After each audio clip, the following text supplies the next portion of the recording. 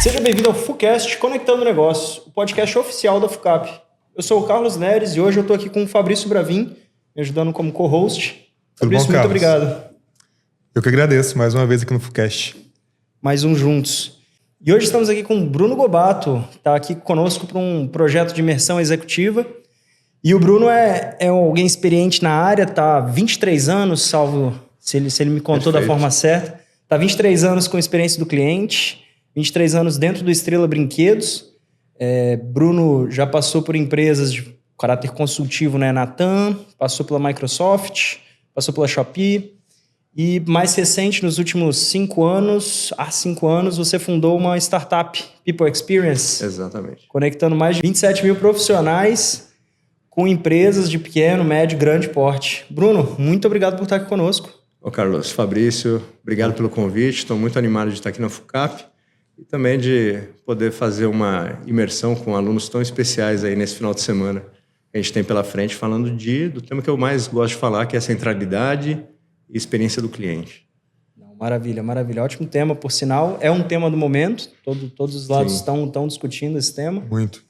E até para dar luz para quem está nos ouvindo ou assistindo, me explica um pouquinho Customer Experience, User Experience, como é que isso tudo se relaciona com o clientecentrismo de fato, que outros termos aqui dentro se complementam. É tudo igual, tudo diferente? É uma sopa de letrinhas, né? E às vezes as pessoas podem confundir, é o que é absolutamente normal. Mas a gente tem que entender que a centralidade no cliente é a grande estratégia. Onde eu quero chegar, né? Eu quero colocar o cliente no centro das decisões da nossa organização e das operações também, né? Então não adianta só na tomada de decisão se a operação não acompanha. A experiência da cadeira, essa temática, Customer Experience, ele dá os recursos para você fazer isso. Então, o que eu vou precisar fazer para deixar o cliente no centro? Porque essa estratégia é uma estratégia de longo prazo, não é uma estratégia que a gente consegue fazer isso de uma hora para outra. Não dá para amanhã chamar um cliente e falar, não, deixa eu cuidar de você nessa operação, nessa... Exato. E tem um detalhe, né? A cultura centrada no cliente, a gente não está falando de todos os clientes, né? Porque nem todos os clientes são os melhores clientes da nossa empresa.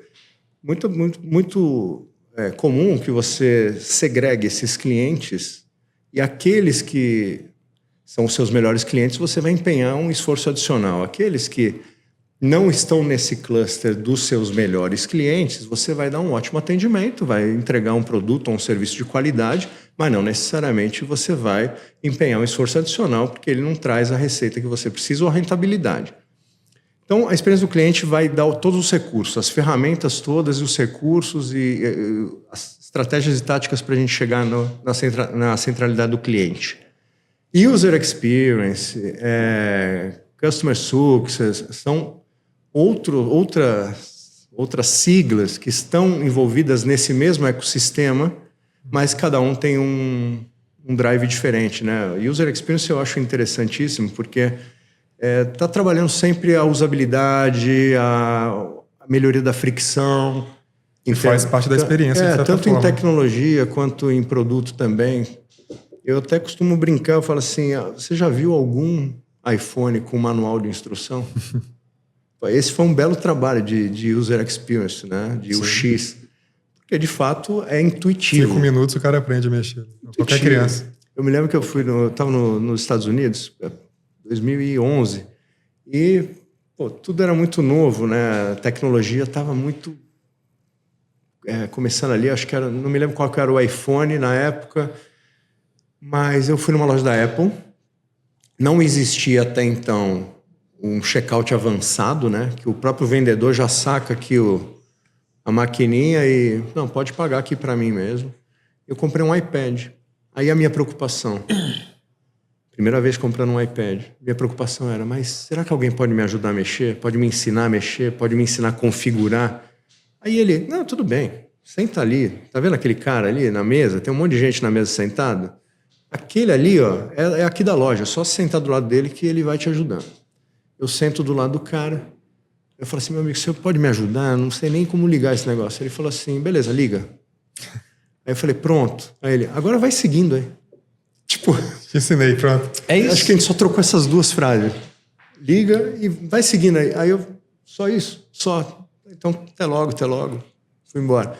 Então, isso é um exemplo de usabilidade, né? O quanto você consegue facilitar a vida do cliente para que ele não precise ter muito esforço ou muita dor ali para resolver um problema, ou seja de uso de produto ou serviço, porque o produto físico também tem essa questão, né? Tem até quem confunde ainda, que não é tão da área assim, ou não está tão aprofundado em experiência do cliente, às vezes confunde o bom atendimento com a experiência do cliente. É claro que o bom atendimento faz parte, Claro. mas são coisas diferentes também, né?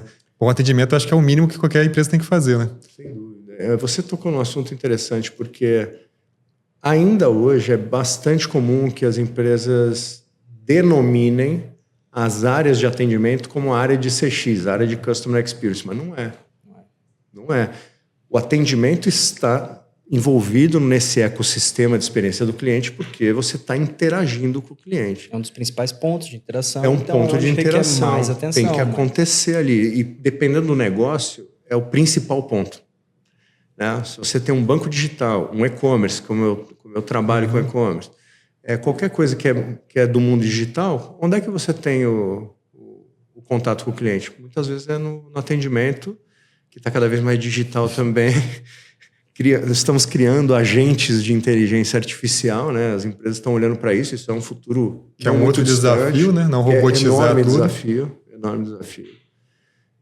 Que a gente vai ter que se acostumar. Em que momento que o atendimento humano é ultra relevante e em que momento que o atendimento do robô é mais fácil até para o cliente mesmo, não precisar esperar alguma pessoa interagir com ele. Mas o mercado vai amadurecendo, né? Aos poucos. Vai, mas abre porta para muita discussão, porque aí você perde a janela de vender um próximo produto, você perde... Ou não, você adapta a forma de vender o seu novo produto usando o robô. Então, acho que vira palco aí para uma discussão ainda maior. Eu estou querendo testar isso aí, estou até falando com alguns fornecedores, de testar o personal shopper robô. Então, você entra lá no e-commerce e ele vai talvez te mandar uma mensagem ali, tô vendo aqui que você está navegando, você precisa de alguma ajuda? Porque às vezes você deixa de comprar alguma coisa por uma dúvida. Você fala, eu não vou atrás dessa dúvida. A pessoa trava ali, né? Acho que muita gente... Não só você sabe que carrinho abandonado é coisa de 60% do e-commerce, né? 60%? Varia sempre, né, de um e-commerce para outro, mas qualquer pessoa que sentar aqui nesse podcast, que for da área de e-commerce, você pode perguntar qual é a tua taxa de abandono de carrinho. São números sempre altos, 70%, o negócio é agressivo.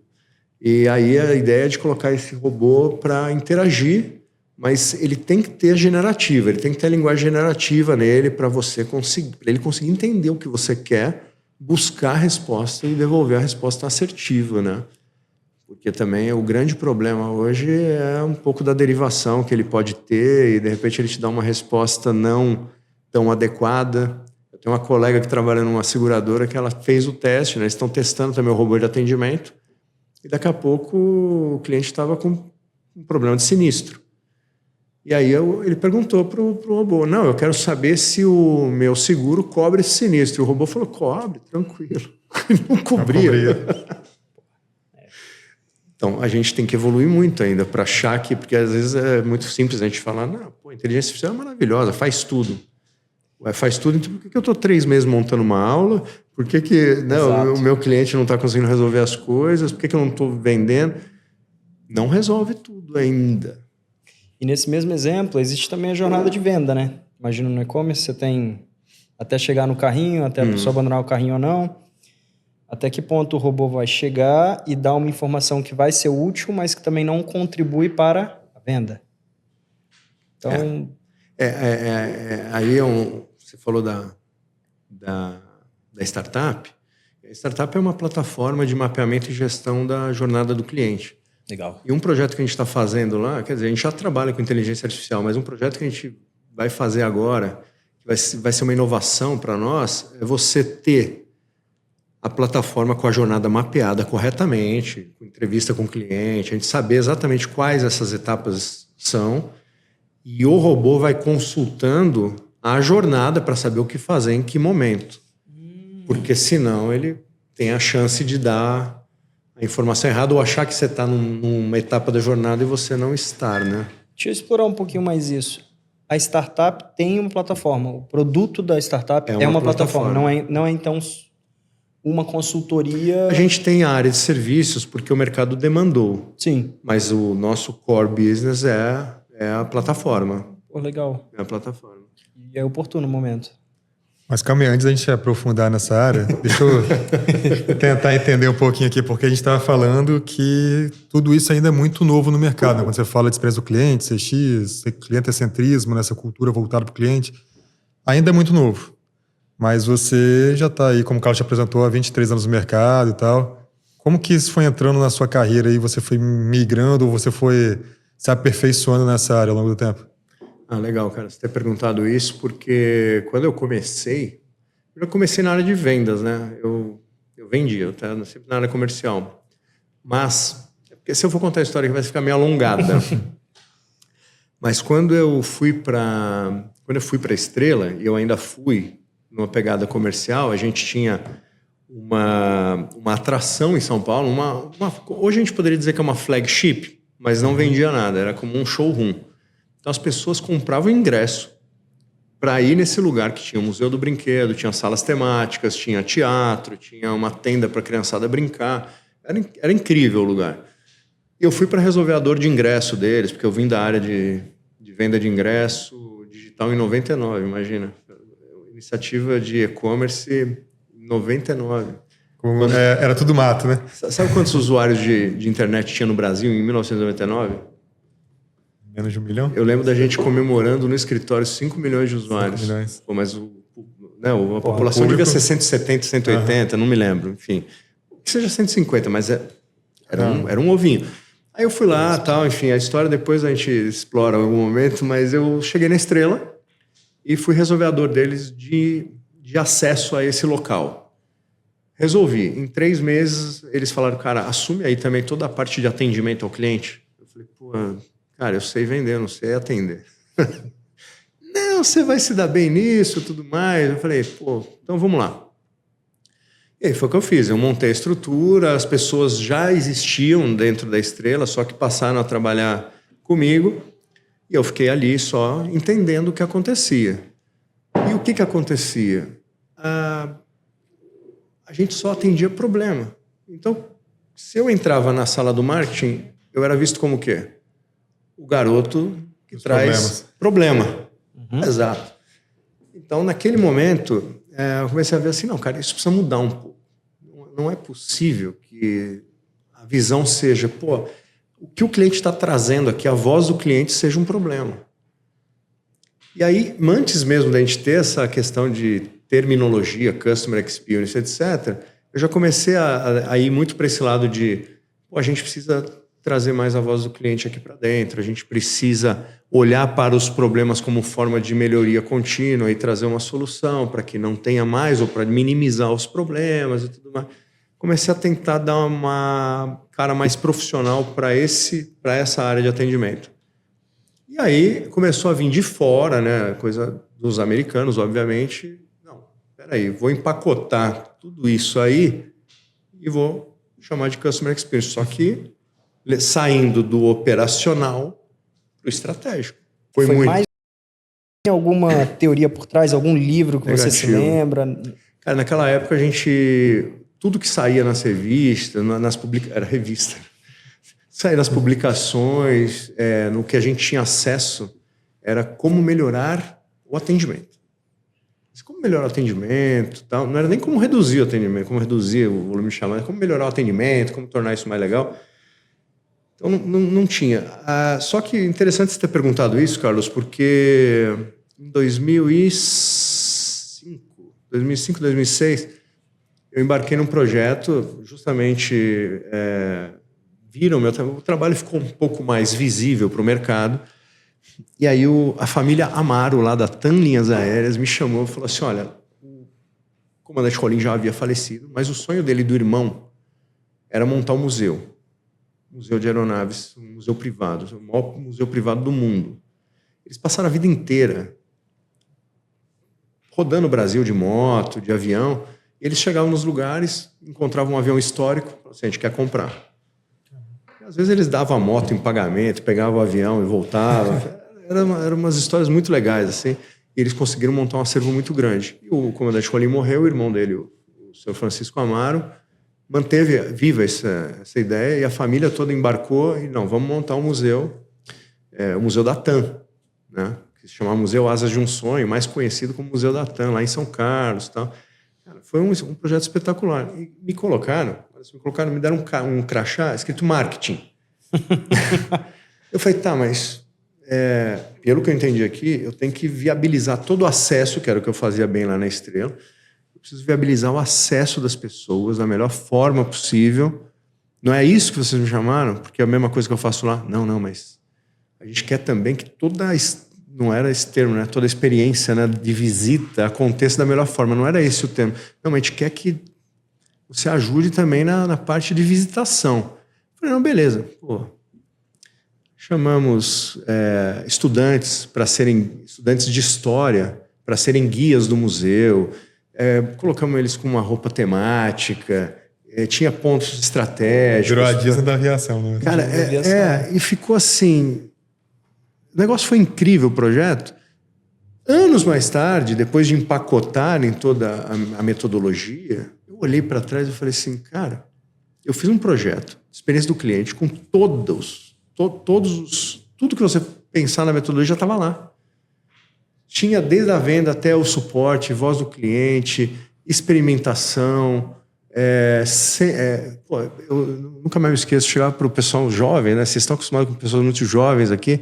Eu falo assim, pessoal, é o seguinte, se você vê uma casca de banana, uma sujeira no chão, não importa. Que é a menina da limpeza que precisa vir aqui. Vai lá e tira. Aqui é para o visitante olhar e ficar impressionado com tudo que ele vê. A experiência do cliente, para quem está nos ouvindo, é tudo que o cliente percebe. A gente tem que estar preocupado. Eu entrei aqui na FUCAP. Você acha que eu não fico observando? Tá tudo limpo. Ganhei uma xícara. Abordei uma menina que estava passando. Eu falei assim, você trabalha aqui? Onde é que eu encontro o Carlos? Ela não falou, sobe. Ela falou assim, eu te levo lá. Ela estava uniformizada, estava com crachá. Então, tudo que o cliente percebe, de fato, a gente tem que cuidar.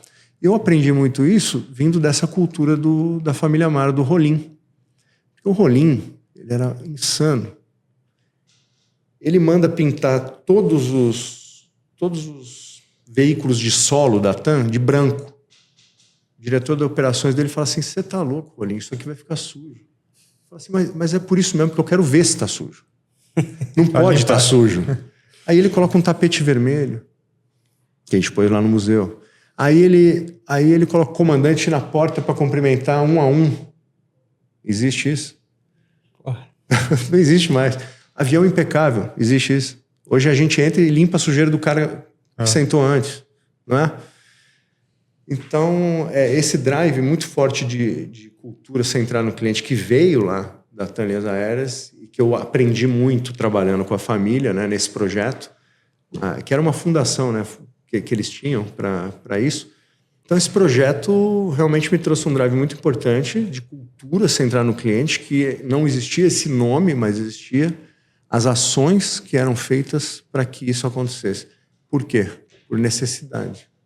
O Bruno, você falou uma coisa bem importante aí, né? A gente fala de Customer Experience, as pessoas acham que tem que ter um time completo, dados e mais dados. E você estava dando exemplos práticos aí de coisas simples, pegar uma banana que está caindo no chão, deixar um espaço limpo.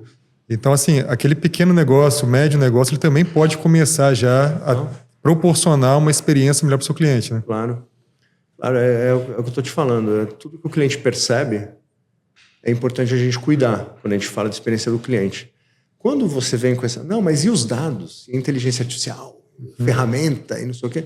Cara, isso é secundário, porque isso vai te ajudar a resolver um problema do que o cliente percebe em relação à tua empresa. Você quer um exemplo? B2B. Tem muito profissional que está em empresa B2B. O que esses profissionais estão pensando da gente agora? Ah, não, mas ele fala B2C, ele não... A experiência do cliente é só é só para ele lá a experiência do cliente. Para nós aqui é o nosso dia a dia, contrato firmado. Não. Sabe por quê, Carlos? Porque o cliente... A pessoa que está do outro lado, na outra empresa, ela compra na Amazon. Ela recebe no dia seguinte. Ela manda uma pergunta e recebe... Ela manda alguma coisa pelo WhatsApp, ela recebe em 5 minutos, 2 em 1. Imediato. Um retorno. Porque quando ela vai falar com você... Por que vem falar comigo no B2B eu demoro 4 dias para responder, 3 dias? Por que meu orçamento demora 10? Você entende a oportunidade que existe? É aí que está, né? E eu acho que as empresas estão... Eu acho que hoje... Eu estou falando porque tenho observado muito isso há alguns anos. O B2B está vindo muito forte para a experiência do cliente, mais do que o B2C. Né? O B2C, ele driva a experiência do cliente para o B2B. Então, ele fala assim, olha, se eu estou fazendo isso aqui, se você não fizer, o problema é seu. Porque B2B não é uma empresa, né?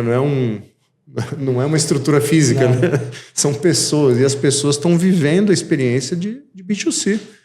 E por que demora tanto? Então, as pessoas começam a ficar nesse imediatismo. E mesmo no B2B, mesmo no B2C, a gente sofre com isso, né? Sabe. Porque se o Mercado Livre entrega no mesmo dia... Aliás, agora tem uma modalidade de entrega até 3 horas, até 6 horas. Começou a... Mercado Livre? Para São Paulo já começou a segmentar por hora, né? Até 3 horas, até 6 horas. Em qualquer lugar do Brasil é até um dia, você sabe disso, né? Fortaleza, lá em cima, até um dia, o norte do país, os caras estão conseguindo atender em 24 horas, porque avião... parceria que eles fizeram com a Gol e tal. E aí, o que eu falo pro meu cliente? Assim, não, sabe o que é? A sua vai demorar 4 dias. Não, mas, pô, o Mercado Livre me entrega hoje. Por que eu vou... Você sabe qual é o problema? É que o Mercado Livre tem uma malha própria. Eles nunca vão entender isso. A gente nunca vai falar também que, não, o problema é esse. Ele quer o resultado, qual é o problema? Ele quer o resultado. Mas ele demorou 20 anos para comprar um Autorama. Ele não pode esperar 4 dias. Entende? O problema é esse, né? Mas assim, é uma coisa que a gente fica olhando o tempo todo, né? Ontem mesmo, vamos falar dos resultados do mês passado. Aí, traz os relatórios, eu falo assim, e aí, o nível de entrega, né? Que a gente mede o OTD e o TIF, né? Qual é o nível de entrega? Esse mês ficou 94 ponto alguma coisa. Eu falo assim, 94 ponto alguma coisa de entregas dentro do prazo. É um número ruim. É um número muito ruim. Porque 100% seria o básico. A excelência seria o após. Se a gente está abaixo do 100... Não, é assim, entre 95 e 100, você pode falar assim, cara, se a gente estiver operando ali 97 e tal, perfeito. Mas porque mesmo que eu entregar antes, entra nessa conta de entregas dentro do prazo. Se eu entregar um dia antes para você vai ficar feliz, mas vai entrar como se eu tivesse entregado no mesmo dia. A gente não divide esse número. Entreguei no prazo, poxa, cumpri com o que eu prometi. Eu acho que cumprir com as nossas promessas faz parte de experiência do cliente. Por sinal, eu acho que está tendo uma estratégia dessa em massa nas empresas de entrega, em prometer um prazo ainda maior do que eles sabem que são capazes. Para antecipar, né? Para antecipar. Mas é ruim. Eu não gosto dessa... O e-commerce que te dá a opção de escolher, aí se você coloca o prazo maior, você vai escolher a opção que tem um prazo menor, então... Não, e isso a gente chama de prazo de DOCA. Então, quanto é o prazo de DOCA mais o prazo de entrega. Então, se eu, por exemplo, se o meu produto nem tiver no estoque, vai chegar daqui 5 dias, eu falo assim, não, pode colocar para vender, mas dá um prazo de DOCA de 5 dias, porque vai ser o tempo que vai demorar. Então, a tua entrega vai ser 5 dias mais tantos dias de entrega. É muito alongado. Ninguém mais tem, mesmo que você não tiver com pressa. Mas eu nem estou falando de tempos muito grandes. Estou falando assim... Um dia... Te entrego em 1 semana, te entrego em 3. Te entrego em 1. Eu entendi. Mas assim, eu não sei.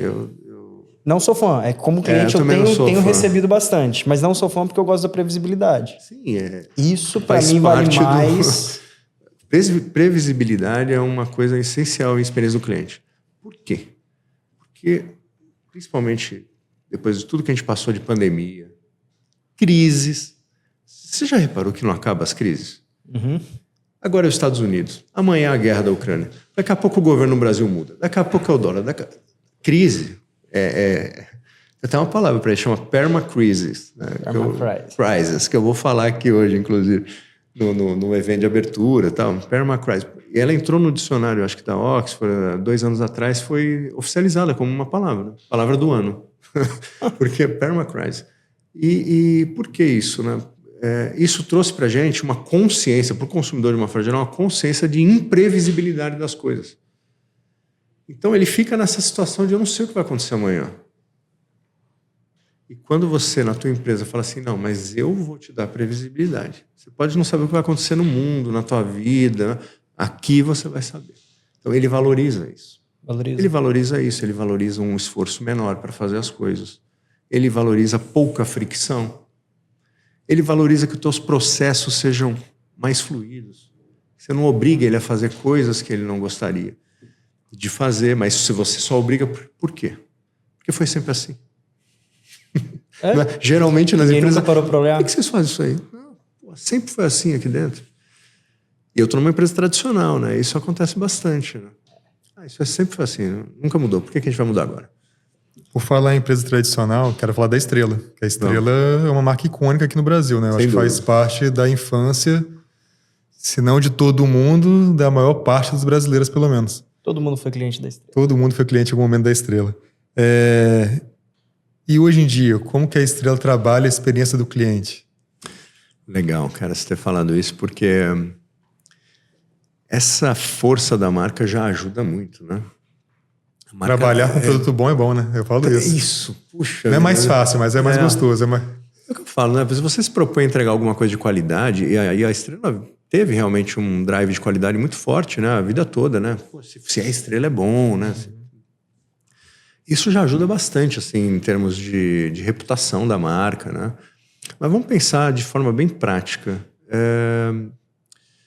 Se eu for olhar pelo lado corporação, a empresa como um todo, o que eu posso te dizer? Eu posso te dizer que a gente aprendeu com o tempo a ouvir o cliente muito. Não que ela não estivesse com o olhar para o cliente. Sempre esteve, né? Claro. Mas não da forma como a gente olha hoje. Hoje, toda segunda-feira, por exemplo, tem uma reunião ampla com muita gente do marketing. E tem uma pessoa que só fica capturando a voz do cliente nas redes sociais, interagindo com os clientes, e ela vai pescando ali algumas coisas e ela leva para a reunião. Olha o que os clientes estão falando da gente. Olha isso aqui é bom, isso aqui é ruim, olha esse hater, olha essa coisa. Para as coisas irem acontecendo. No atendimento também, tudo é registrado. E depois a gente faz uma reunião de análise crítica, de reclamação, de sugestão, tudo. As sugestões todas catalogadas. O que acontece? Quando a gente ouve muito cliente e internaliza isso, o negócio vem com muito mais força para dentro da companhia, né? Assim, olha, tá todo mundo pedindo para relançar este produto aqui. Temos molde? Temos. Mesmo que alguém na fábrica fale assim, pô, mas é muito difícil de fazer, vai ser complicado, não sei o quê. Quer. Sim, mas olha a importância disso aqui, a oportunidade, o cliente quer, a oportunidade para a empresa, para o cliente, vai ser um relançamento, vai ser bacana. Então, hoje, por exemplo, lá no e-commerce que eu dirijo, basicamente a gente vive disso. Eu vivo da voz do cliente.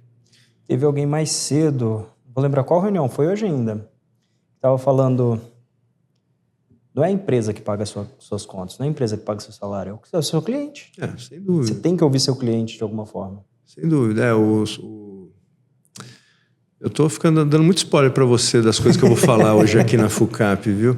Mas o Sam Walton, lá do Walmart, ele já falava isso nos anos 60. Ele falava assim, olha, só tem uma pessoa capaz de demitir todo mundo aqui, que é o cliente. Por quê? Porque ele vai para o concorrente, está tudo certo. Você não quer tratá-lo bem? Ele vai embora. Falar isso nos anos 60, para mim, é bem visionário, né? Porque hoje é fácil a gente entender isso. Mas numa época que tinha menos concorrência, e ele já falava isso. Hoje, quantos concorrentes... Pensando assim, não precisa responder, mas... Quantos concorrentes a FUCAP tinha 25 anos atrás, quando ela começou, e quantos ela tem hoje? Porque hoje, a universidade online do sul do país, ela virou tua concorrente. Porque ela pode estar pegando algum cliente seu aqui, na tua sede, para fazer o curso de forma online, por exemplo. Porque não é a mesma coisa, tal, mas ele pode pagar aquilo lá. Tal. E até mais, se é um cliente que só quer o conteúdo, não quer o diploma, Pois a internet tá inteira. Aí piorou.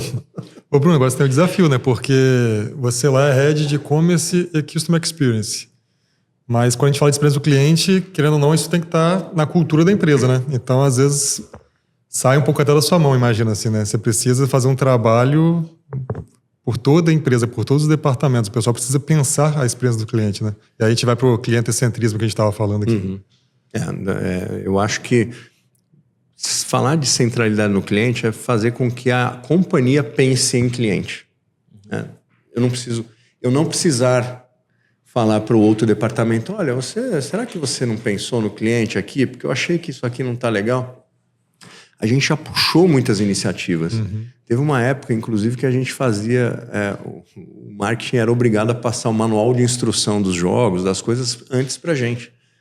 Assim, não, dá um olhar crítico aí, com um olhar de cliente, porque talvez você vai conseguir identificar coisas que vão acontecer ainda e que não aconteceram. Estamos pensando aqui, não estamos vendo. Mas de uns tempos para cá foi muito legal, assim, não me lembro quando, foi alguns anos. A gente tem, a cada trimestre, uma reunião de qualidade e análise crítica dos números do trimestre. Em termos do quê? Do que o cliente falou, reclamou, dos problemas que aconteceram, etc. Então, esse é um exemplo muito bom para te dar, mas eu posso te dar mais um. Essa reunião acontecia assim, 2 pessoas, 3 pessoas, para quê? Porque esse documento depois é auditado externamente. Então, é protocolar. É protocolar. Aí, em algum momento, a gente... Por que a gente está fazendo isso? Qual é o sentido? Vamos envolver todo mundo? Vamos. Aí pegamos o apoio da alta liderança da companhia. A gente quer fazer assim. Tá?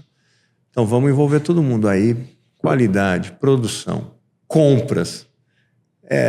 Se eles têm alguém do RH, pessoal do marketing, pessoal de atendimento, todo mundo. Na primeira reunião acho que deu umas 40 pessoas, mas geralmente umas 20 pessoas participam dessa reunião, que é para falar de problema e soluções. Então, todo mundo envolvido em dar uma solução que vai beneficiar quem ou que vai impactar em quem? O cliente. Isso é uma coisa. Segunda coisa, ouvir o cliente, como eu já falei antes aqui, tem sido fundamental e tem sido lucrativo. Então, o cliente está demandando coisas. Eu lembro de um brinquedo, eu gostaria tanto que fosse relançado. Puxa, isso aqui é legal, isso aqui. Por que vocês não fazem tal coisa? E a gente está ouvindo isso e está tentando trazer, tentando buscar reproduzir esses brinquedos ou adaptar as ideias que vêm. E isso tem acontecido, eu tenho N exemplos. Né? Um dos mais icônicos é o retorno do boneco Falcon, 40 anos depois do seu lançamento. Em 2017 ele retornou. Hoje a coleção de Falcon é maior do que a coleção que foi nos anos 80. Acredite se quiser. Com tiragem limitada, numerada, produto incrível, de verdade. Tem de colecionador agora. Tem colecionador, tem os colecionadores, tem os aficionados pela marca, pelo boneco, e tem também aqueles que são os eventuais, né? Ele já teve, mas não é um cara que está muito ligado nisso, e ele vai. O bom é que o cliente se sente abraçado pela marca, né? Sim, às vezes a gente tem esse exemplo de clientes que ficam felizes só da gente responder. Um direct, alguma coisa, né? E eu acho bacana, cara. Você humaniza a marca, né? A marca hoje, ela tá muito em linha com os valores dos nossos clientes, concorda? A gente não é uma marca que se envolve em polêmica, não é uma marca que levanta bandeira de partido político, não é uma marca que levanta nenhum assunto polêmico. Por quê? Porque não pode. A gente tem que ser memória boa, a gente tem que ser a coisa da infância. Nossa, mas a marca da minha infância está falando de política? De jeito nenhum. Isso é um tiro na água, né? Precisa ter a boa memória. E vou te contar uma última. Essa é um drive bom de centralidade no cliente. Teve uma cliente que fez uma reclamação uma vez. E era um produto para criança menor de 3 anos, que é super sério, porque não pode ter partes pequenas, nem formar partes pequenas. E Um pedacinho era uma chavinha que abria portas e tal. Um pedacinho dessa chave quebrou. Então a criança poderia ter engolido e não pode. Bom, nós fizemos o atendimento imediato, tudo bem, recolhemos o produto, mandamos para o laboratório da qualidade. A gente tem um laboratório certificado pela Inmetro dentro da fábrica. E eles fizeram teste, viu? Mas fizeram teste, semanas de teste, nada, não conseguiam reproduzir de maneira nenhuma aquilo que aconteceu. E olha, eles têm equipamento para fazer teste, equipamento certificado, tudo. Não conseguiram reproduzir de forma alguma. Mas, na época, o técnico do laboratório falou assim, o gerente da qualidade falou assim, olha, se aconteceu, mesmo que seja uma chance em 1 milhão, tem uma chance. Então, o que eu vou fazer? Eu vou modificar o molde. Modificar o molde não é brincadeira. Imagina. Não é brincadeira. Existe recalque de brinquedos? Existe recorde de brinquedos, a gente nunca teve. Legal. Isso é muito bom. Isso é muito bom. Isso é excelente. Eu acho que até por ter o laboratório dentro de casa e tal, graças a Deus não passamos por isso, estamos preparados, mas é aquela coisa, né? A gente espera que a emergência não aconteça, né? É igual seguro de vida, a gente não quer morrer, mas tem, né? Então é isso, aí mudamos o projeto, o molde. O primeiro brinquedo que foi lançado, a gente mandou para a mãe, uma cartinha para ela, falando tudo que tinha acontecido, que a gente mudou, etc. Claro, né? Como tem um tempo para essas coisas acontecerem, primeiro a gente deu atendimento para ela, resolveu, mas depois a gente mandou. Ela ficou encantadíssima, né? Ela falou, pô... Isso é fidelização. Pô, se eles se preocuparam com o meu caso, que foi 1 em 1 milhão... Não, eu de verdade, eu tô há 23, esse caso deve ter acontecido, sei lá, quando eu estava com uns 18 anos de empresa, uns 5 anos, um pouco mais. Eu nunca vi um problema com esse produto. Não, zero. Mas acontece às vezes. Aí aconteceu, eu fiquei, caramba, e nós mudamos. Eu fiquei encantado. Eu gostei muito desse caso também, porque assim, não foi uma coisa que a gente falou, tem que mudar. Foi uma iniciativa. Que mostra a cultura, aí onde eu né? falo para você, a cultura tem que ser isso aí. Eu não preciso ir lá falar, Fabrício, você tem que se preocupar com o cliente. Eu vejo que você mesmo está se preocupando e é isso que importa. Né? E estratégia de personalização. Quando a gente olha... Até agora a gente falou muito de cuidar do cliente para as necessidades, quando eles têm uma solicitação, quando eles estão numa jornada de compra. Mas e a personalização para o cliente? A gente tem isso dentro da Estrela, dentro do e-commerce? Legal. Dentro da Estrela fica muito mais complexo, porque produção em massa, mas isso poderia não ser uma desculpa, porque a Coca-Cola conseguiu colocar teu nome na lata, não foi? Conseguiu. Você comprou. Claro. Tá. Então, né? E ainda as pessoas reclamavam, não, mas meu nome não tem Fabrício. E aí a Coca-Cola foi lá e produziu o Fabrício e tal. Onde aqui seu nome? Então assim, eu sempre falo, né? Se a Coca-Cola conseguiu fazer a personalização em massa, ninguém tem desculpa para não fazer. Mas eu acho muito, muito complexo esse projeto de momento para produtos de linha, né? Produtos que você encontra no varejo de uma forma geral. No e-commerce a gente tem feito umas coisas bem legais. Então, por exemplo, você não vai perceber isso, mas você está navegando, mesmo que você não tiver logado nada, você está lá navegando. Você entrou, já tem uma IA te acompanhando dentro do e-commerce e essa IA sabendo o que você está fazendo, onde você está clicando, quais seus interesses. Ela começa a montar vitrines personalizadas para você. Então, assim, aquela vitrine recomendados para você é uma IA que já mapeou o que você está clicando. Ela pode ser que não venha de imediato. Pode ser que não chegue. Eu acabei de chegar, como é que ela vai saber? Tudo bem. Quem faz isso muito agressivamente é a Shopee. A Shopee é forte. Você abriu uma vez ali, já era. Todo dia você vai tomar um caixinha de ferramentas. Todos os e-commerce chineses estão bem fortes nisso. Ontem foi até engraçado. Minha Alexa estava lá rodando a luzinha lá laranja, a notificação. Eu falei, Alexa, qual a notificação? Ela falou assim, um produto que você colocou como preferido estava em promoção, mas ele acabou hoje. Aí eu falei, não sei pra que ela foi me falar isso, não era melhor não ter falado. Obrigado, Alex. Acabou falhando aí a Amazon nesse ponto, mas foi engraçado. Agora o e-commerce, o bom dele é que de certa forma te dá muito mais dados que qualquer loja física, né? Isso, exatamente. Então eu tenho essa IA rodando, criando vitrines, podem ser personalizadas, ou a gente cria a gente parametriza qual algoritmo que a gente quer ali. Para quê? Para você, cliente, ter uma experiência de compra melhor. Você não ficar... Você entrou lá, você só está vendo jogo de tabuleiro, por que só aparece boneca? Não faz sentido. Então, que você tenha um pouco mais de personalização, acho que ajuda muito na experiência de compra, até porque a taxa de abandono de site é muito alta. E a gente lida, por exemplo, com milésimos de segundo na abertura da homepage, né, para você não perder o dinheiro que você vai investir em mídia paga. E acontece, tá? De muita evasão antes da página abrir. Aí você fala, mas abriu tão rápido. Mas tem gente que não tem paciência nem nesse rápido, né? Outra coisa que a gente tem usado bastante é o CRM. E engraçado, né? CRM é um conceito que a gente vê desde os anos 80. Eu vejo hoje as empresas patinando assim, loucamente, né? Ela te manda uma oferta de brinquedo, sendo que você não tem filho. O que aconteceu aí no meio do caminho que o Carlos está recebendo uma mensagem que não tem nada a ver com ele, né? O oposto da personalização. O oposto, né? E isso tem acontecido com bastante frequência. Desde que eu comecei... Desculpa, vou dar um exemplo que acontece comigo todo ano. Há, sei lá, 8 anos atrás, tem muito tempo. Fui até uma loja do shopping e comprei lá um presente para minha mãe, uma lingerie ou um pijama, não lembro exatamente o que era. Pronto. Todo ano eles me mandam promoção, todo ano não, quase todo mês me mandam promoção lá no SMS de lingerie, de baby doll, de calcinha, sutiã. Não é o seu caso. Não é o público, né? Não uso, obviamente. Mas falha de CRM, né? Falha de segmentação, sim. Por outro lado, algumas marcas eu já vi fazendo e eu achei bem interessante.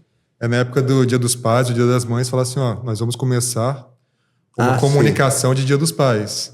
Quer receber ou não você quer receber ou não, porque pode ser um assunto sensível, né? Sim, a pessoa pode não estar confortável de receber aquilo. Engraçado, mas ela não vai receber dessa empresa, vai receber mais umas 800 comunicações. Mas às vezes, por essa empresa ter perguntado, ela já tem uma visão positiva daquela empresa. É legal. Eu acho que o caminho é esse, né? A gente respeitar um pouco mais. Claro, aí existe uma super dualidade, né? E aí, eu foco na venda ou foco no... Onde é que você equilibra esse prato? Eu acho que aí é o mérito de centralidade no cliente, de experiência do cliente. Você não pode abrir mão da tua receita. E, Bruno, pegando o exemplo da FUCAP, a gente tem 2 clientes para encantar na venda e no pós-venda. Seja com aluno de graduação, em que muitas vezes o pai, a mãe ou tem um outro responsável financeiro. E a gente também tem, às vezes, a empresa como responsável financeiro de um aluno de pós. Então, a gente tem que estar vendendo sempre para 2 públicos. Ou, em alguns casos, é o mesmo. Como é que é essa realidade dentro do e-commerce, para Estrela, por exemplo, ou até num contexto Estrela, que acaba tendo aí 2 frentes? Tá. Legal. É interessante esse modelo, né? Eu não tinha me atentado. As empresas também ajudam a pagar ou pagam a integralidade, né, da mensalidade e tal. Muito bom. Parabéns para as empresas que fazem isso, porque estão investindo no colaborador. E eu acho que o colaborador tem total responsabilidade sobre a experiência que o cliente vai ter na ponta, né? Então, esse investimento pode ter um bom resultado, né? Bom retorno. Bom, eu acho que quando a gente fala de brinquedo, a gente tem algumas coisas para falar. A gente tem o brinquedo para criança, totalmente, então, focado. Tem aquele brinquedo para criança pequenininha, de 0 a 3 anos. Tem o brinquedo de 4 a 7 anos, 8 anos. 9, 10, daqui a pouco a criança já começa a ir para o eletrônico, tudo mais. A criança é um grande influenciador de compra, mas ela não decide a compra. Então, a gente tem que dosar isso, mas o nosso foco vai ser no pai e na mãe. Porque no final das contas, ele também sabe o que é bom para a criança. Ela pode ser impactada aí, hoje está com tanto acesso à rede social, TV, internet, ela pode ser impactada por N coisas, né? Às vezes até de forma indevida. Não no nosso caso, graças a Deus, né? Porque ali tem nós somos inclusive signatários do CONAR, então a gente segue todas as regras direitinho. Mas se ela chega para o pai e pede algo que o pai entende que não tem qualidade, não tem segurança, não tem valor para a formação da criança, ela não vai ter aquilo. Por mais que os pais hoje tratem os seus filhos quase como bibelôs e tal. Eu tenho 2, então eu sei o que eu estou falando. Eu também tenho que me dosar um pouco aí com as crianças. Mas, de fato, a gente está tratando muito com o decisor de compra, que é o pai e a mãe. E eu tenho outro público também, que é um público novo, relativamente novo, que eu sou encantado por isso, que são os Kidults. Kidults. Já ouviu falar esse termo? Não. Também não. É comum, tá? Não é que vocês que nunca ouviram não sabem de nada. Não. Todo lugar que eu falo Kidult é um termo que as pessoas não conhecem. Mas criou-se esse termo para juntar a palavra kids com adult. Então, Kidult é o adulto que, de tanta memória afetiva que tem da sua infância, etc., passou a comprar brinquedo para ele. Não é nem para uma criança, é para ele mesmo. E esse público tem sido muito forte lá na Estrela. Por quê? Porque os nossos brinquedos, como a gente falou aqui anteriormente, todo mundo já foi, ou já foi um cliente Estrela.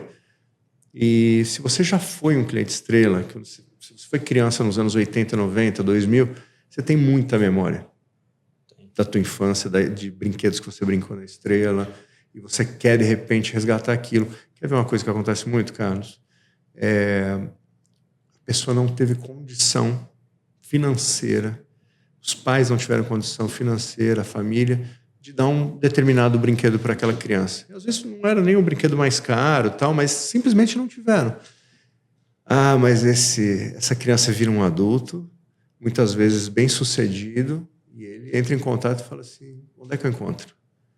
Não importa. Na mão de colecionador, onde tem, eu vou comprar.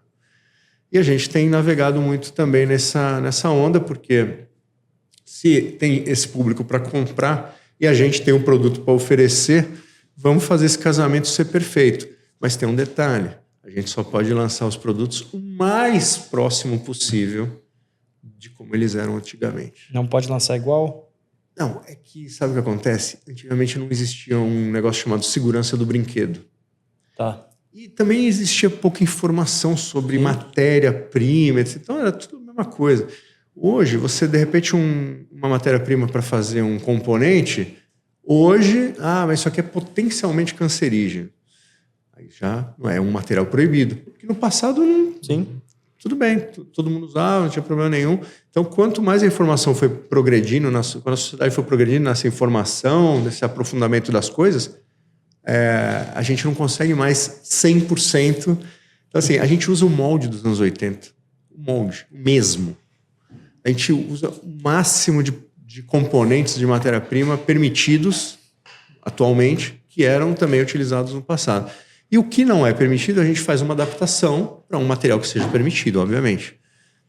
Então, o drive é fazer o mais próximo do que foi no passado. E eu vou trazer de novo mais um spoiler para você, só porque esse podcast vai pro ar depois que eu já passei por aqui. Mas um dos casos que eu conto hoje do Ferrorama foi isso. A gente relançou, mas relançou com uma nova versão. E aí... Já era. Não, fiasco. Fiasco? Porque as pessoas eles queriam... As pessoas querem o antigo. E aí, esse foi um aprendizado. Porque aí você vai também amadurecendo como empresa em cima de uma nova demanda. Eu falo muito de comportamento do consumidor, né? O consumidor sempre foi mudando o seu comportamento ao longo do tempo, mas isso piorou bastante da pandemia para cá, né? A pandemia deu um avanço aí de 10 anos, né? Aquela pessoa que nunca fez uma compra online, naquele momento fez. Tá fazendo? Tá fazendo, já começou a fazer. E ele descobriu que no online ele encontra o arco e flecha do Tarzan. Se quiser. Você sabe que a gente vendeu muito na época da pandemia? Pela internet, pelo e-commerce. Foram os anos melhores, assim. Um monte de criança de casa sem poder brincar direito, sem fazer nada. Exato. Nossa, E aí não é só criança, cara. Eu comprei Uno, comprei jogo de tabuleiro. Não, o Uno é maravilhoso. Quebra-cabeça, mas é maravilhoso. Desculpa. Não, mas não tem problema. Eu gosto de Uno. Quem não gosta de Uno? Fala pra mim. Não, a gente respeita muito o mercado, né? Assim, acho que o mercado, apesar da concorrência, o mercado se comunica, se respeita, tenta não invadir. A gente não vai criar um concorrente do Uno. Dificilmente, eu acho que criar assim, mas criam cópias dos nossos, né? Porque a Estrela é líder de jogos. Então, o Banco Imobiliário é um dos grandes clássicos da Estrela, né? Um carro-chefe.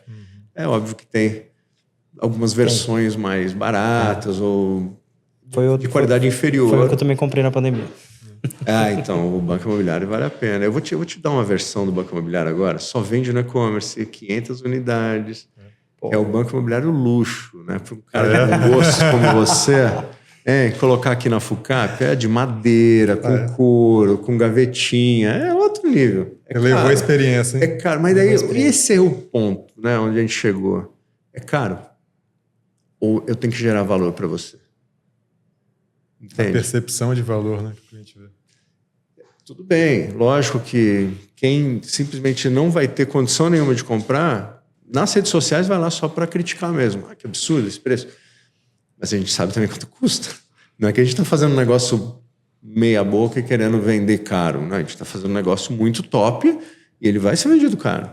Mas quando eu atinjo o público certo, que tem condições para comprar, que admira, que compraria de fato aquele produto, o quanto eu estou gerando de valor para ele falar, nossa, eu vou comprar. Né? E todo esse ecossistema que a gente fala de experiência do cliente tem que estar envolvido nisso. Porque o e-commerce trabalha produto, trabalha experiência e trabalha performance.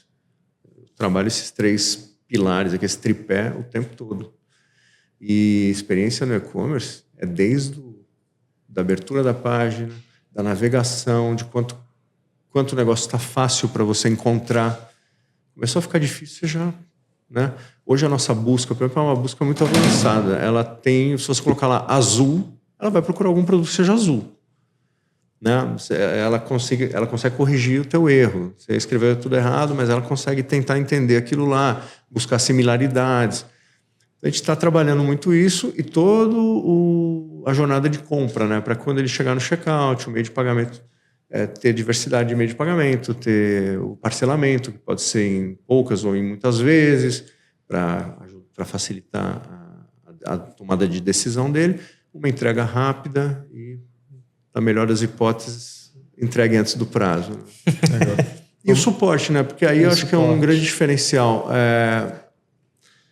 Indo um pouco na contramão de só querer colocar uma inteligência artificial para atender, e a gente sabe que, nem tanto pela inteligência artificial, mas pela burrice natural nossa, que não consegue programar essa inteligência da forma correta, ou treiná-la da forma correta, para que ela entenda que assim, tem um momento que o cliente vai querer falar com alguém. Isso faz parte da experiência dele. Isso faz parte da experiência dele. E então, do outro lado tem um ser humano, então você nunca sabe o que esperar também desse ser humano. Exatamente. Então a gente colocou todo o atendimento para o WhatsApp. Claro, pode mandar por e-mail, aqui que seja, mas hoje o grande volume é o WhatsApp, as pessoas estão aqui, né? Ela manda uma mensagem de manhã, responde à noite, tudo bem. Mas a gente vai responder rápido e dar uma solução rápida para ela. Na melhor das hipóteses, tudo é muito resolvido de forma muito rápida. Bruno, mas tem um cliente que vai mandar aqui no podcast que o caso dele foi excepcional. Porque tem, óbvio. Vai ter caso que vai demorar mais, erros, e você lida com fatores que são exógenos, que não são da tua competência, mas você é responsável. Então, assim, o caminhão de entrega foi roubado. É um problema de segurança pública, mas o problema passa a ser meu, porque a minha mercadoria estava lá dentro. E aí o cliente está falando, você está atrasado, você não cumpre seu prazo, e etc. Mas aconteceu um fator externo. Tempestades, alagamentos. Você lembra Porto Alegre, quando ficou debaixo de chuva? Não chegava as coisas lá. A gente teve que dar uma... E por mais que você explica para o cliente o que aconteceu, não interessa para ele, assim. Para ele, eu só queria Você sabe o que acontece? Caiu um barranco no meio da estrada, a BR está intransitável. Nem sabia que estava vindo pela BR. Dá um jeito, né? Ô Bruno, a gente falou de IA, tecnologia e tal, e aí você pegou toda a sua experiência de mercado e há 5 anos atrás você formou uma startup nova, né? A People Experience, é isso? Isso mesmo. O que se trata isso? A People Experience é uma plataforma de mapeamento e gestão da jornada do cliente. Então, as empresas que já têm alguma área que trata de experiência do cliente, pode ir lá, pode fazer o seu cadastro, inclusive a versão gratuita que já é super completa, é possível você já utilizar gratuitamente, para conhecer e tudo mais. E aí você consegue mapear a jornada do seu cliente. Lógico, né? Se você quiser seguir uma metodologia, a gente segue Forrester, né? A maior consultoria de experiência do cliente do mundo. Você vai conversar com o seu cliente, você vai mapear a persona, que dá para fazer na plataforma também. Vai entender que cliente é esse, que eu acho que hoje em dia não tem como você ignorar, né? Que a gente não conhece tanto assim do cliente como a gente acha que a gente conhece. E vocês lidam com várias gerações aqui dentro, sabem bem o que eu estou falando, né? Cliente pequeno, médio, grande, qualquer porte consegue utilizar? Qualquer pessoa pode utilizar, tá? Mas, de fato, grandes empresas têm nos chamado para prestar serviço. Então, assim, ela fala, olha, eu tenho maturidade para isso, eu tenho uma equipe para isso, mas eu preciso que vocês nos ajudem. E aí a gente vai lá, coloca a metodologia, essa metodologia da Forrester, para mapear a persona, mapear a jornada, criar os entregáveis. Porque o que adianta mapear a jornada se você tem que entender qual a jornada que seu cliente vivencia hoje e qual a jornada ideal, a futura. Olha, hoje é assim, tá legal, tal, mas pode ser melhor. Quais são essas rotinas, essas atividades que têm que ser feitas para melhorar a experiência do seu cliente? Basicamente, quando a gente trabalha a jornada do cliente, tem duas etapas, dois estágios, duas interações, estágios, né, interações. Duas interações que são definitivas. Qual a experiência desejada pelo cliente? Esse só vai entender conversando com os clientes. E qual a experiência entregue? O que você entrega hoje? Isso aí é definitivo, porque eu costumo dizer, é conta de matemática. Faz um menos o outro aí. Pum! Onde é que estão os gaps? Essa é a sua diferença, é aí que você tem que trabalhar. Aí você começa a trabalhar. Mas o desafio é você chegar na assertividade de qual é a experiência desejada. E é aí que eu ia entrar. Porque senão vem muito da nossa cabeça. É um achismo, né? Eu acho que é o maior problema hoje quando o pessoal fala a experiência do cliente. Eu sei qual que é a jornada ideal do meu cliente. Na maioria das vezes você não sabe, né? E esse talvez seja o maior erro. Você desenhou o que você acha que é, né? Não exatamente o que é de fato. Assim. Eu fiz um negócio num evento CONAREC. O CONAREC é o maior evento de experiência do cliente do Brasil, aqui da América Latina. Acontece, acho que em agosto, em São Paulo. É um evento realmente muito grande.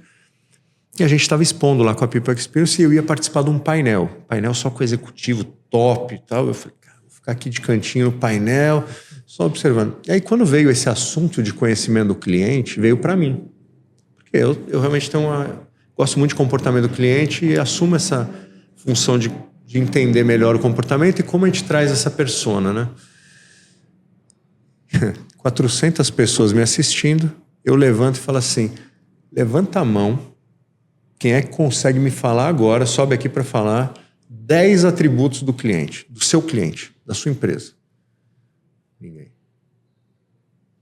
Ninguém se arriscou. Eu me arrisquei. Eu me arrisquei bastante. Podia alguém ter ido lá e falar assim, você não sabe o que está falando, aqui, ó. Mas não tem. Não tem, porque, Fabrício, a gente aprendeu. Né? Eu sou formado em comunicação, com publicidade. Né? Depois eu me especializei em negócio e tal. E você é de marketing, não é? Publicidade, publicidade especializado em marketing também. Então, como é que a gente aprendeu lá atrás? Público-alvo.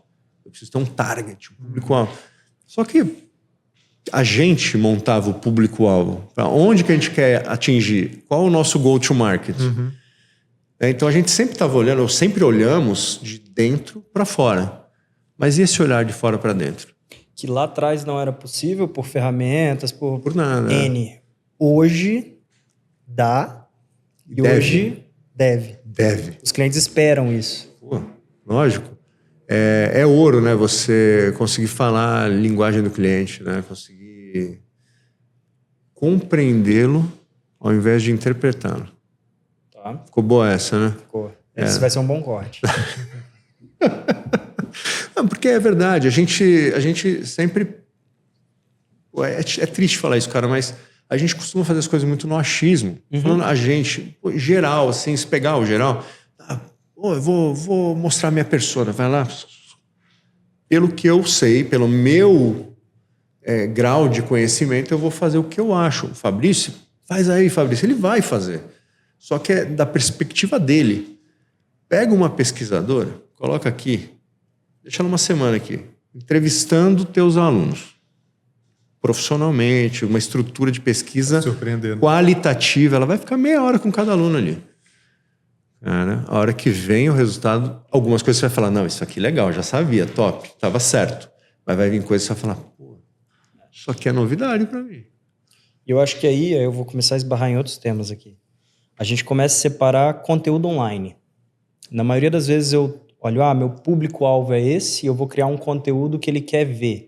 Eu entorno conteúdo para ele na minha rede social, eu bombardeio ele de outros. Sim. Quero entregar conteúdo porque isso vai amarrar com o meu produto e isso é diferencial do meu produto. Sim. Mas ele não está interessado nesse conteúdo. E é exatamente essa desconexão, assim. Então. E o mais legal é que o comportamento de compra, o comportamento dos nossos clientes, ele muda mais rápido do que a gente muda. Que a gente se adapta, né? Da competência da gente se adaptar a eles.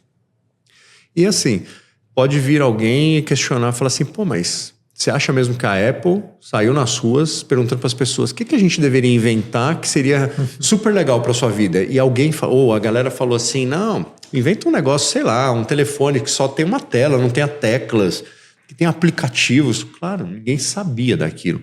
Mas naquela época, o que a gente sabia? A gente tinha muitos drives. As pessoas estavam cada vez mais atarefadas, as pessoas estavam cada vez com menos tempo para as coisas, as pessoas estavam muito irritadas de ter que ir dentro de um banco e ficar em fila.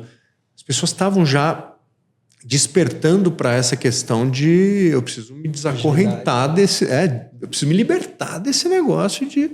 O meu tempo começou a ficar mais valioso. Desde aquela época, eu estou falando bastante tempo. As mulheres trabalhando, né? Uma época que as mulheres já estavam muito mais inseridas no mercado de trabalho do que anteriormente. Então, assim, o mundo mudando rápido, alguém enxergou isso. Né? Mas se você saísse na rua para perguntar qual que é o teu problema? Ninguém saberia. Ele não ia falar para lançar um iPhone, mas ele ia falar, pô, eu odeio ter que ficar na fila. Eu odeio ter que para consultar meu saldo no bancário, ter que ir numa agência e pedir para imprimir. Já tinha internet. Já tinha o internet banking, né? Não sei se você lembra. Já tinha o BlackBerry. Já tinha o BlackBerry. Pô, mas o BlackBerry é bem específico para business mesmo, né? Acho que nenhum ser humano normal... Tá ouvindo aqui que nunca nem viu. Mas assim, não ouviu falar. Pesquisa aí, aquela pesquisa solução já existia, esse é o ponto. Sim, já existia. E a necessidade das pessoas de se libertar de burocracias também, de ter uma vida mais simples, mais fácil, as coisas acontecerem de forma mais fácil, sim. Aí se você conseguiu decupar isso da forma correta, você inventou o iPhone. Quer dizer, mérito, super mérito de Apple, Steve Jobs, etc. Mas conseguiram compreender o comportamento da sociedade naquele momento. E dali para frente... Tem aquela história, né? Que se perguntasse para quem anda de cavalo o que a pessoa queria, um cavalo mais rápido, né? Que ia falar carro. Exatamente. Não queria falar carro. Então, assim, a gente tem Exatamente. que também saber entender o que está nas entrelinhas ali que o cliente fala e tentar transformar isso em solução. Perfeito, cara. Matou. Pegou bem aí. Pegou legal. Pegou esse exemplo, é legal mesmo. E quando a gente fala de marca de empresa, acho que tá muito ligado, né? Porque a gente vai para fidelização, da fidelização a pessoa está sempre vinculando a marca da empresa e quando ela tem uma oportunidade de ir para uma outra marca, ela fala, pô, mas eles me atendem como ninguém, eles tiraram um brinquedo de linha que dava problema 1 em 1 milhão, Qual que é o nível de relação hoje da marca com a experiência do cliente? E você acha que as empresas estão tendo essa noção? Ou elas ainda estão patinando, não estão enxergando essa relação como deveria? Elas sabem da necessidade, sabem da urgência que é você se aproximar do seu cliente, você ter o melhor relacionamento com ele e fazer as entregas da forma correta. Mas o CX Index, que é medido pela Forrester todos os anos, desde 2016, teve o pior indicador no ano passado, da história. E é a temática que está mais no momento. Então, nós temos grandes oportunidades, né? Mas talvez o cliente também está mais exigente, né? O cliente está mais exigente, está mais consciente. É bom. É bom. Mas, assim, a primeira coisa que eu tenho para te falar é que eu não sei se eu gosto muito do termo fidelização. Tá. Com o tanto de opções que o cliente tem hoje, se a gente conseguir a preferência dele, pô, já estou feliz pra caramba.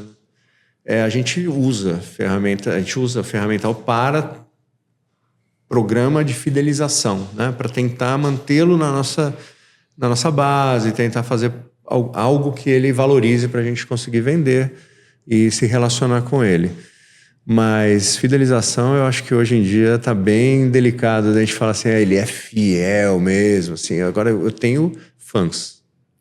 Esses não nos abandonam por nada, graças a Deus. Eu sou muito feliz em viver essa experiência dentro da Estrela.